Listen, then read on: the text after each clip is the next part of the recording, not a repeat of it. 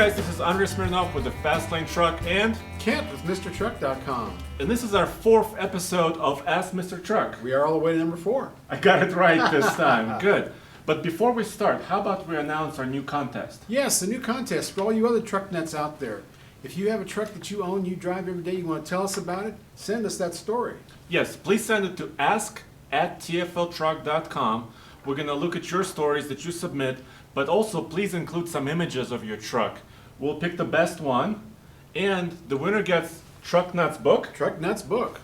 and we get to publish your story on tfltruck.com. How about that? He'll be famous. They will be famous. He or she will be famous. Yes. So please submit your stories and your pictures about your truck. Cool. So let's start. First question comes from Jason G. And here's a little story, right? He has a 2013 Tundra Crew Max with a V8. He tows a 7,000-pound trailer, but he wants to upgrade to a fifth wheel RV trailer between 12 and 15,000 pounds. Here's his question. He's considering a Ram 2500, but he's looking at the payload numbers. Ram 2500 is at about, 2,200 pounds, he says. But It's true. he says his fifth wheel RV camper could be as much as 3,000 pounds at the pin It's true. weight. I can see that. So what should he do? Can he stay with a 3/4 ton? Obviously not. So what can he get for this? Well, the single rear wheel, like he said, was 2,200 pounds. A 3,500 single rear wheel, not a dually, is twice that, 4,400 pounds. So that gives him some error room there. And he's right, the payload does reflect your pin weight, your kingpin weight or your gooseneck weight, your tongue weight comes off of the payload. Mhm. Where else would it come from? But that's where it comes from. So he's doing the calculation right. Now he's talking about 20%. That's what I like. I mean, according to the SAE 2807, J2807, they're talking about 15%, but that's a goal. I mean, it's a guideline. It's not a rule. You can go higher than that. If road conditions are bad, I like that 20% number, so I think he's right on there. But if he goes to that single rear wheel, 3,500, now he's got that 4,400 pounds. So he can pull that fifth wheel, maybe even a bigger one. And then he can have more room for gear and family in the truck. Yeah, he had this point here that he didn't really want a dually.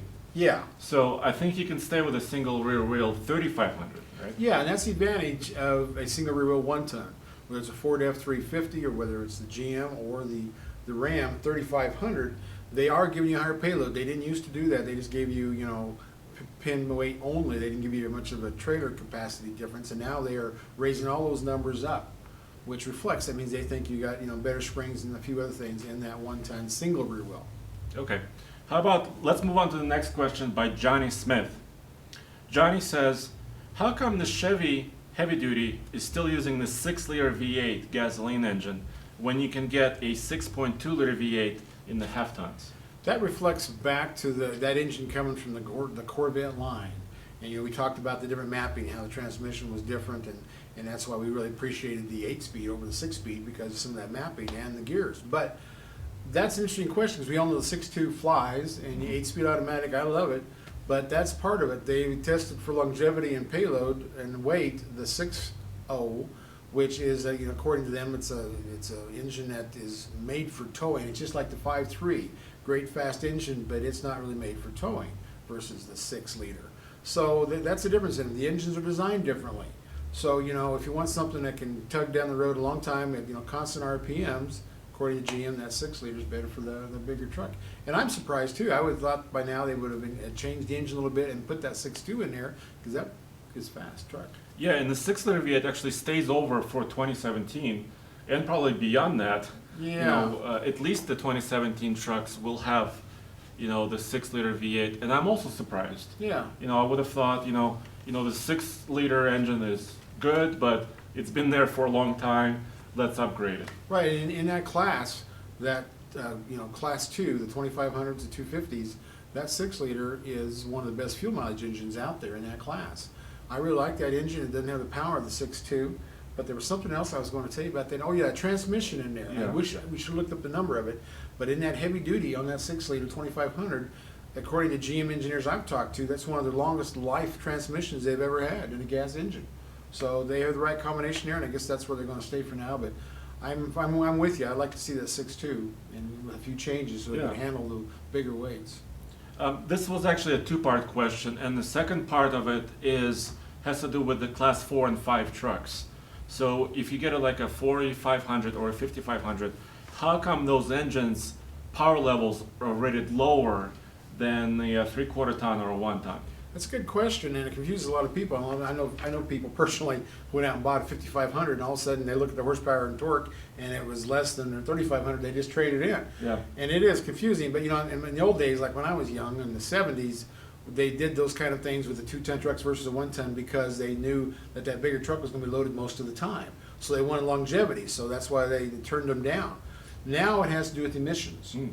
On a regular pickup under 14,000 pounds GBW, like say a 1-ton and lower, they do what's called a dyno chassis. They stick the whole truck on a dyno, and then they measure the emissions at all the different RPMs there. Mm. On a cabin chassis, they don't know what's going to go on that because it's a bare frame. It's a flat frame. It's a narrow frame.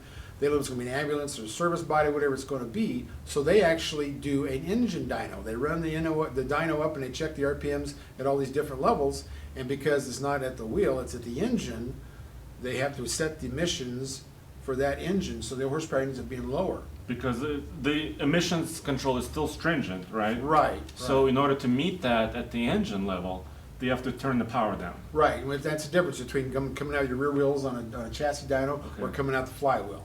Yeah, because now the 1 tons and 3/4 tons are getting over 900 pound-feet of torque. That's right, and that's what it's all about. It's all about an emissions rule. It's not about because they want to surprise you and cut down the power. It's about emissions. Okay. The next question comes from Drew Karushis, and I hope I said your last name correctly. I apologize if I didn't. And he asks, why don't you do more old versus new pickup truck comparisons? Because he saw the GMC versus Chevy Right. heavy duty that we did. Right, and that was what, a 2002 versus a 2016? Yeah, and this was Yeah. my personal truck, Right. the Chevy 2500 versus a brand new Duramax from GMC. Yeah, and that's the key to it. If we know the trucks really well, like your truck, you know, you can talk about it. And we might do that with my 2012 F-250 versus the 2017 250 with 6.2s and compare that. We might try that. That's 4 years apart. But that's the hard thing about finding an old truck. I just bought an old truck the other day that I want to restore, but you don't know, what's broke down inside, how wore out are the pistons. I mean, you get that out there and one truck falls apart, it wouldn't be a right comparison. It's really hard you got to know the trucks. If it's just grabbing a truck off a lot, borrowing a truck, you're who knows what kind of test that would be. One might be souped up. You don't know if it's got oversized, pop-up pistons or what it has in it. So that's very hard to do, but we may try that with my truck and the new 17s. I think that's a great idea because you have the previous generation Super Duty. Right. And the 6.2 has been tweaked a little. Yeah, new one's got more power. Doesn't it have the new light duty transmission as well? Yes, it has that, and that's controversial about because I have a better transmission in my truck. Okay, but this is a good test. Yes, and right? I haven't modified the engine. I haven't modified the rear Right. end, so it's basically still stock except for my accessories, a headache rack, and So the basic answer is we want to do more of this. Yes. But we want to be very careful on how we approach this because, Right. like you said, we cannot predict a used truck, what condition it's in. Right? Sure, yeah, and it is. I mean, bearings can have problems. You can have all kinds of things that have problems. Okay, the next question comes from Mark, and he asks, what are the next cool pickup trucks you're looking forward to? In the next few months, is it the Raptor? What else is there to look forward to? Well, the Raptor we know a lot about. Most of those trucks coming out we know a lot about. We don't know the 19 Ram may have some surprises for us. The Ranger interests me because it may look totally different. I mean, that would be all new truck basically, and the Bronco. So that has me kind of wondering, and that's a truck that we haven't seen. So that one to me is the most curiosity. But what are you thinking about that? Which one gets you excited? What gets me excited is actually this truck. This is the 2017 Toyota Tacoma TRD Pro, and the competitor that's coming out, the Chevy Colorado ZR2. Yeah. That's kind of getting me excited because I think these two guys are getting, very close competition. By the way, Chevrolet GM has not officially confirmed this, but we just saw a prototype testing in the mountains, and there's been a lot of information about the upcoming ZR2. They showed the Right. concept of it. Yeah, that was brought a lot of excitement. Yeah, so the mid-size space kind of interests me. Obviously the Raptor, like Mark mentioned. and of course the Ranger and Bronco, but I don't know anything about it. Right, well, but the Raptor, there's no secrets there. We know what the horsepower is, we know about the Yes, miles per gallon. But we haven't driven it. Well, we haven't driven it, yeah. Yeah, That's but true. I really want to drive it. Yeah, Yeah. for sure. Yeah, that's good. So stay tuned for that. We're going to be in Los Angeles. I don't think you're making it this year. No. Right, but TFL Truck is going to be in Los Angeles for the LA Auto Show, so we'll bring you all the information from that show, anything about trucks. And of course, Detroit is coming up too. That's true, and a lot of, I mean, this is the truck season, and the 17s are coming out to us, so we'll be in trucks every week. We'll be busier than all get out. Well, the new Duramax, we Yeah. haven't driven that either. Well, we have it on a track. Yeah, on a very We've small done track, but 10 minutes. we need to get it into the mountains. That's true, that's true. And, of course, Of course. our book, Truck Nuts. Yes. And this is, I'm really excited about it because we've been selling it for, what, 2 weeks? And you go to Amazon, you look at the reviews, they're all great. People love it. I'm so happy that they're able to use it and that they enjoy it. That really helps me a lot. Because we worked hard on this book, and it's to help you find out, what you need a new truck, you need a used truck, you want a diesel or gas. All those things are in there. And teenage safety, we try to hit all the important parts that you can't find these facts or answers anywhere else. But get your friends. I mean, Christmas is coming. We're almost November, so trucknutsbook.com, and it'll show you all the different avenues of ordering one. But it's a great book. Thanks a lot, and keep submitting questions, please. You can do it in the comments section below here, or on tfltruck.com website, or you can ask MrTruck.com on your site as well. And we answer a lot of questions in this book. Yes, it can be very simple. It can be as simple as getting the book. Yeah, that's true. A lot of ways to do it.